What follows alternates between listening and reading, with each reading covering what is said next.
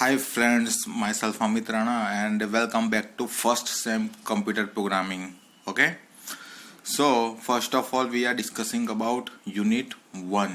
Okay, તો આજે આપણે યુનિટ 1 વિશે ડિસ્કસ કરીશું. જો કે પ્રીવિયસ લેક્ચર્સમાં 1 to 8 જે ક્વેશ્ચન્સ હતા દર્શન પબ્લિકેશન્સના એ આપણે ક્લિયર કર્યા અને આશા રાખું છું કે બધાને what is algorithm and what is flowchart એટલે શું એ ખબર પડી ગઈ હશે. ઓકે, કોઈને બી ના ખબર પડી હોય, પ્રોબ્લેમ હોય તો મને વોટ્સએપ પર કોન્ટેક્ટ કરીને પૂછી શકો છો. ઓકે, તો ચલો આપણે સિલેબસ આગળ વધારતા આજે 9મો ક્વેશ્ચન છે એ કરીએ.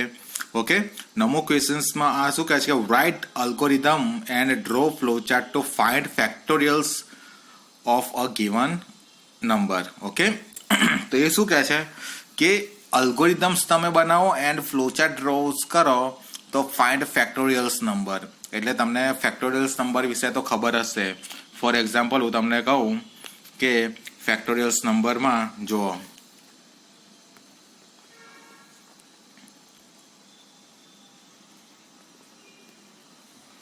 ચલો ફેક્ટોરિયલ્સ મીન્સ વોટ કે તમે મેથ્સમાં ભણી ચૂક્યા હશો કે 2 ફેક્ટોરિયલ્સ means 2 into 1 is equal to 2.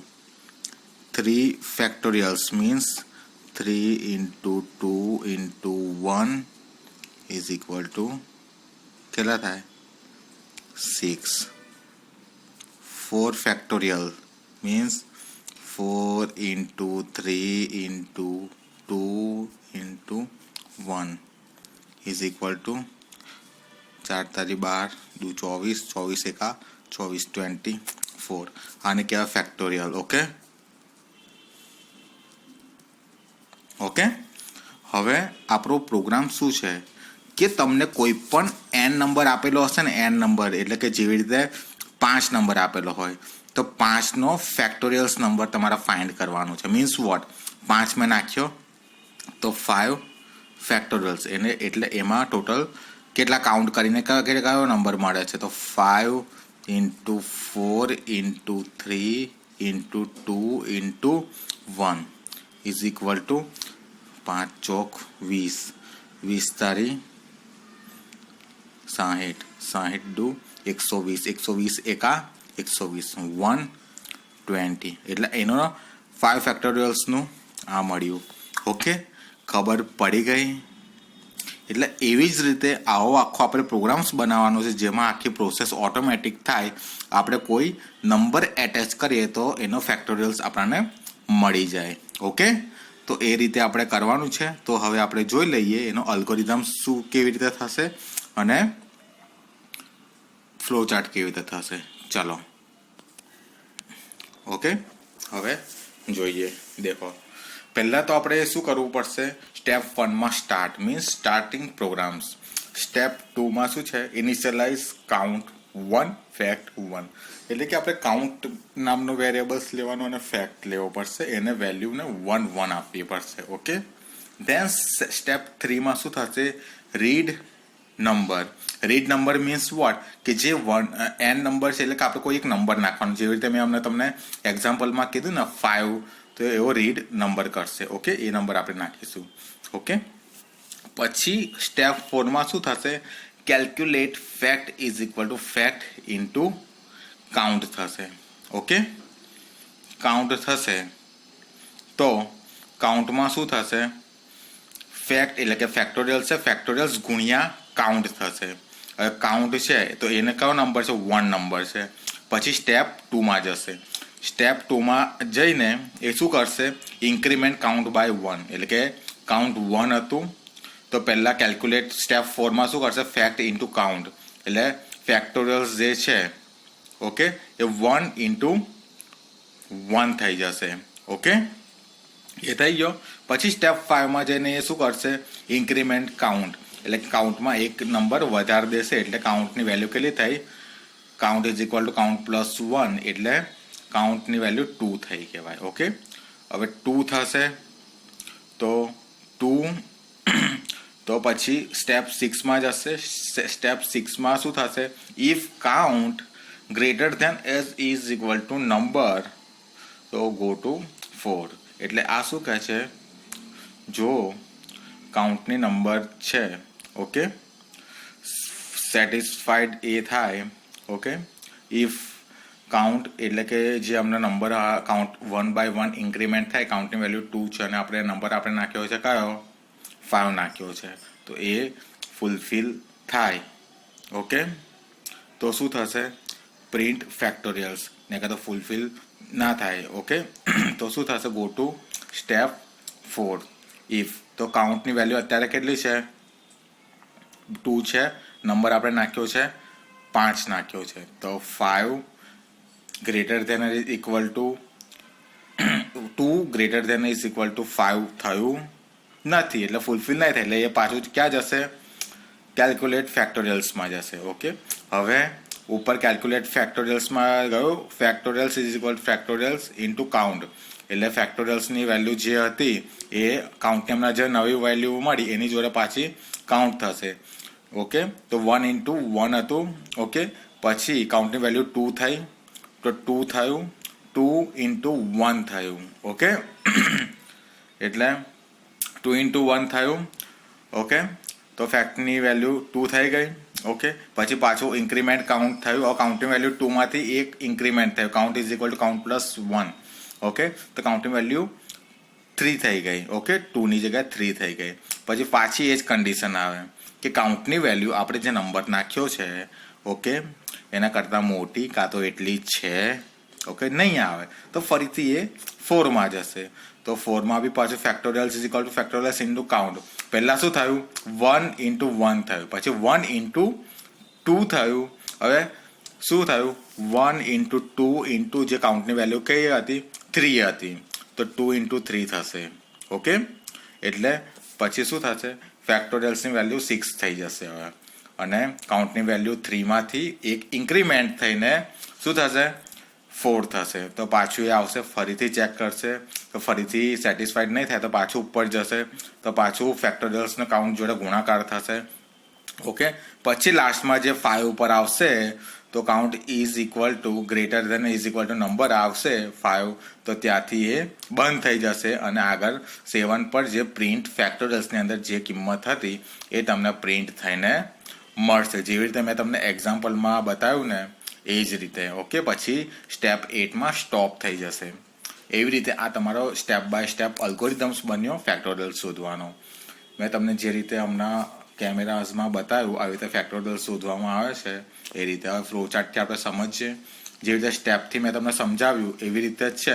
પહેલાં સ્ટાર્ટ થશે, ઓકે, એટલે સ્ટાર્ટિંગનો સિમ્બોલ કયો છે, સર્કલ જેવો, આ લંબગોળ જેવો છે, ઓકે. પછી ઇનિશિયલાઇઝ ફેક્ટોરિયલ્સ અને કાઉન્ટ ફેક્ટોરિયલ્સ, એટલે કોઈ વેલ્યુ હોય એ પ્રોસેસ થાય એના માટે રેક્ટેંગલ આપેલું હોય છે, ઓકે. પછી પેલેટોગ્રામ છે, કોઈ વેલ્યુ આપણે એન્ટર કરાવવાની હોય કાં તો પ્રિન્ટ કરાવવાની હોય તો એનો પેલેટોગ્રામ નામના સિમ્બોલ્સનો યુઝ થશે, ઓકે. એ સિમ્બોલ્સ ગયા પછી પાછું કેલ્ક્યુલેટ કરવાની હોય એટલે કે એક જાતની પ્રોસેસ થઈ કહેવાય, તો એના માટે રેક્ટેંગલ ચોરસ છે. હવે એમાં પાછી બીજી પ્રોસેસ થશે ઇન્ક્રીમેન્ટ કરવાની કાઉન્ટની વેલ્યુ, તો એના માટે પાછી આ પ્રોસેસ આપણે કરવી પડશે.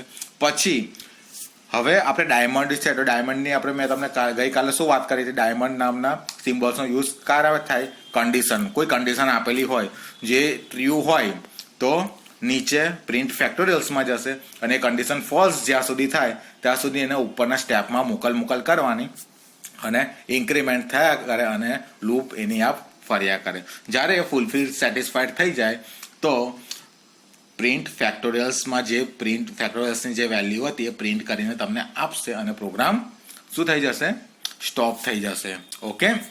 આટલું ખબર પડી ગઈ.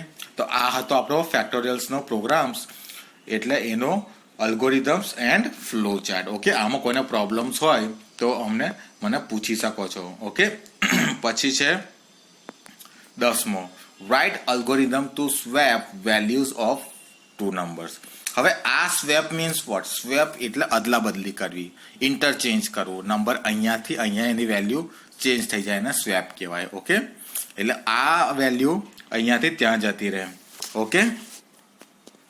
ચલો હવે જે છે કે write algorithms to swap value of two variables. આપણે ખાલી અલ્ગોરિધમ્સ લખવાનું છે, તો અહીંયા અલ્ગોરિધમ્સ લખ્યું. સ્ટેપ 1 માં સ્ટાર્ટ થાય છે, સ્ટેપ 2 માં ઇનિશિયલાઇઝ વેલ્યુ. ઇનિશિયલાઇઝ વેલ્યુ એટલે કે સ્ટાર્ટિંગ થવું, ઓકે. એ જે વેરિયેબલ્સ છે ને વેલ્યુ આપવી, ઓકે. એ બી અને સી ની વેલ્યુ 0 0 છે, ઓકે. સ્ટેપ 3 માં read values of A B, okay. A અને બી ની વેલ્યુ રીડ કરવાની, એટલે કે આપણે જે વેલ્યુ નાખીએ રીડ કરશે. સ્ટેપ 4 માં પ્રિન્ટ વેલ્યુઝ ઓફ, શું થશે? સ્ટેપ 3 માં પ્રિન્ટ થશે એ અને બી ની વેલ્યુઝ, ઓકે. સ્ટેપ 5 માં શું થશે? હવે જોજો, સી ને 0 છે, એ ને 1 છે અને બી ને આપણે 2 આપી દઈએ છીએ, ઓકે. તો સ્ટેપ 5 થી આપણે જોઈએ શું થાય છે. સ્ટેપ 5 માં શું છે? Give values of A to C. તો C is equal to A થઈ જશે. આ જે એરો છે ને, તો ઇઝ ઇક્વલ ટુ સમજી લેવાનું, okay. A is equal two C થઈ જશે, ઓકે. પછી શું થશે? સ્ટેપ 6 છે, તો એટલે ફોર એક્ઝામ્પલ સી ની વેલ્યુ હતી, ઓકે.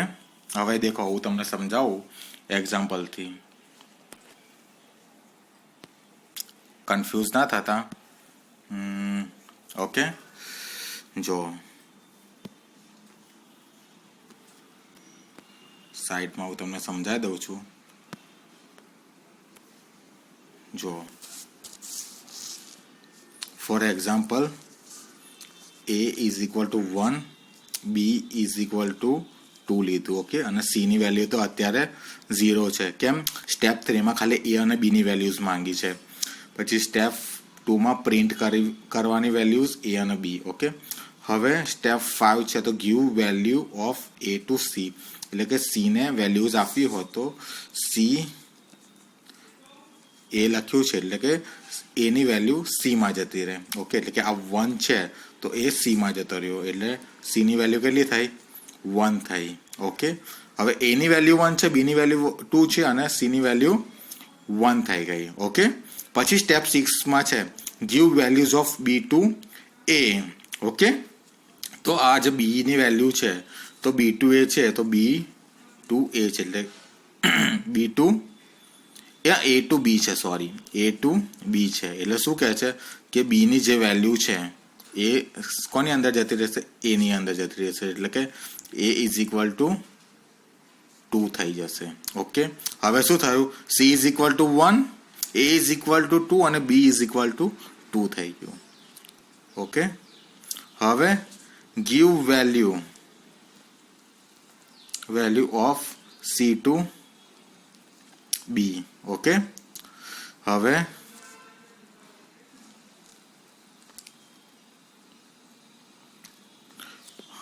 વેલ્યુ જે સી છે, તો સી ની જે અત્યાર સુધી જે 0 વેલ્યુ હતી, ઓકે, એ શાની અંદર જતી રહેશે? બી માં જતી રહેશે, એટલે બી ઇઝ ઇક્વલ ટુ 0 થઈ ગયું, ઓકે. તો ખબર પડી ગઈ.